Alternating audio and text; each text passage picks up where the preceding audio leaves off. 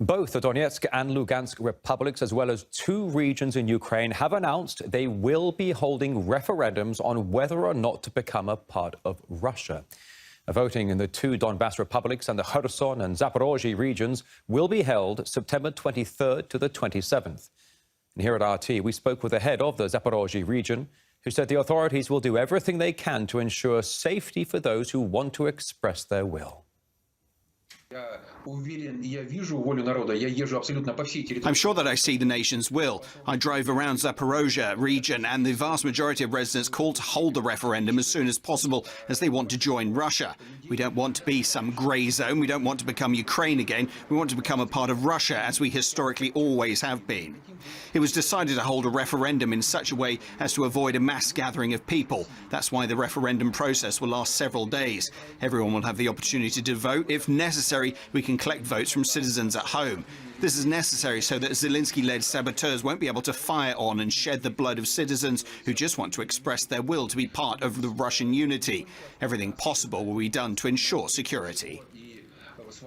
All right, for more details now, over to our senior correspondent in Kherson. Here's Murad Gazdiev.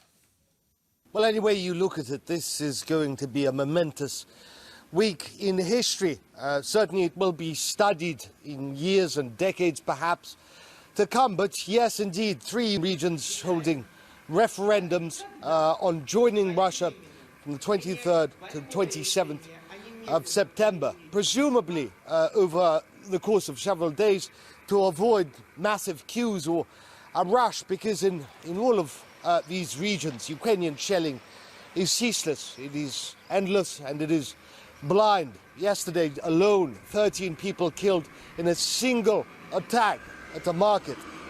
So presumably authorities are taking the security situation very seriously, but they must also take other factors into consideration. Why this rush? There's a lot that will have to be done aside from the referendum itself. The laws of Russia, of Lugansk, of Donetsk and Kherson are very, very different. The economic laws are very, very different, and all of that is going to have to be meshed together for it to work. Presumably these republics, if they choose to join Russia, will accept Russian federal law with all that entails, and there is little doubt that these republics will vote to join Russia.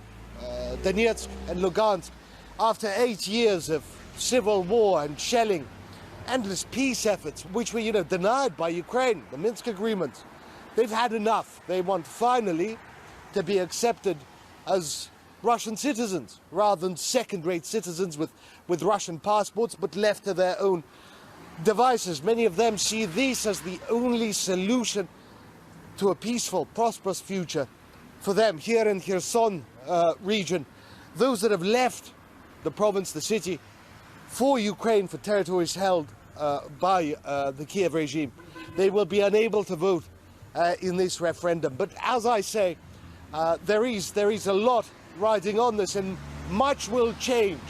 There is very little doubt about that. Authorities in Russia, we've heard already the Speaker of the Parliament, the Duma, say that if they choose to join Russia, the State Duma, the Russian Parliament, lower House of Parliament, will support them, will vote to allow them to join Russia. We've heard the leader of the Communist Party in Russia also say that this is something he has worked to achieve for years. Other public officials also expressing support for Lugansk, Donetsk and Kherson joining the Russian Federation. Zaporozhye will also stage the referendum on these exact dates from the 23rd to the 27th of September.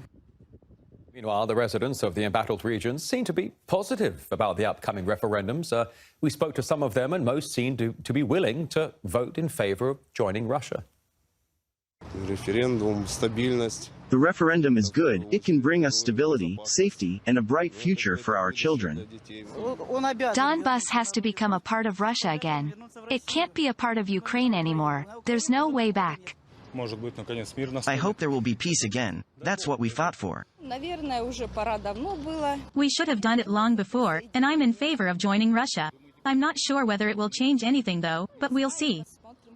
Meantime, Russia's top diplomat, Sergei Lavrov, emphasized that Moscow has long been saying it's up to the people of those regions to choose their own paths. From the very beginning of this special military operation and in general in the period preceding it, we were saying that the people of the respective territories should decide their fate. And all the current situation confirms is that they indeed want to be masters of their fate. We did speak with a political analyst, Alexander Pavich. Now, he believes if the republics were to join Russia, Moscow would consider a tax on them as a tax on its own territory. Well, it's quite a big deal. I think the primary reason is the following, is that, both the republics have had enough of their civilians being constantly shelled by Ukrainian artillery. And I think also Russia has had enough of it because obviously, the Western world doesn't care about that. In fact, it encourages Ukraine to do that. And the only way to really protect those people is to incorporate them into Russia. And of course, that also frees Russia's hand. Once that becomes part of Russia's territory, it can treat it as Russian territory, and any attack on both the Lugansk and Donetsk Republic is going to be treated as an attack on Russia. And I think the whole world knows what that means. So in fact, I think this is going to contribute to, let's say, to a clarification of the situation in Ukraine. And I think I really personally am glad for the population of both the republics. Well, meantime, amid the news of the planned referendum in those regions there, Ukrainian forces have reportedly shelled the Zaporozhye nuclear power plant again. That's according to local officials. They now say the cooling system of the plant has been damaged. Now, as Ukrainian forces continue to target residential areas, deadly shelling of Donetsk city on Monday, for example, that claimed the lives of 13 people, including 2 kids. At least 8 others were injured in the artillery attack on a crowded public area. I should warn you, you may find the following images disturbing.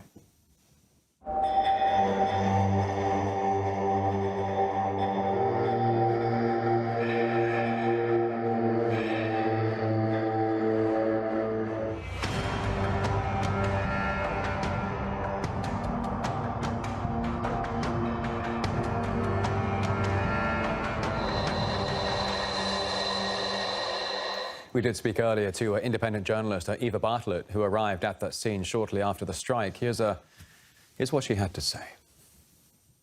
According to the head of the DPR, it was with 155mm NATO artillery. This was a very crowded residential and commercial area. There are no military targets there whatsoever, and Ukraine shelled the area repeatedly. By the time I got there, the bodies were still lying on the ground. It was a horrific scene. It was pure Ukrainian terrorism. Bodies were blown apart. Pieces of bodies were strewn down the street.